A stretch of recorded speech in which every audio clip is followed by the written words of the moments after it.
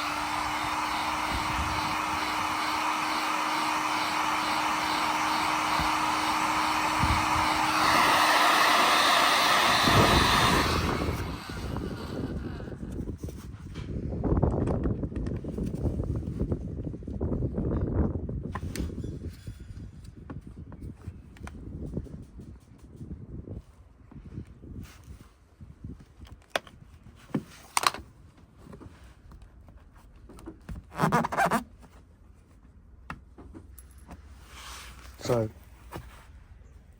pushed it down, pulled it out. It'll just be a little skim there now. But before I do that, I'll just knock this down.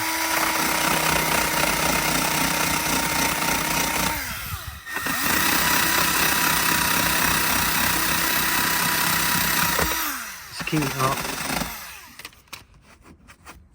Key that up, a little bit of fiberglass, then I'll spray that.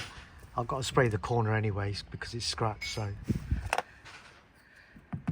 looking better already. So what I'm going to do, I've just put the 60 grit on there, but before I put any fiberglass, I'm just going to key up this area with some 180 just on the edges, and there's a little bit under here. Just key all that up. Okay, give it a rub, and now I can fiberglass it. So that's the fiberglass on. So what you can see is I've overfilled it. The top, it's not too bad, it's quite flat. So the next step, I'm gonna wet flat that with a bit of 80 and 180, get it leveled off, and then check it, and then scotch all of this up, take out these marks, and then just get it all ready for paint. Okay, everything's flatted down. These little marks here, they're stopper. I put some stopper in where there's stone chips.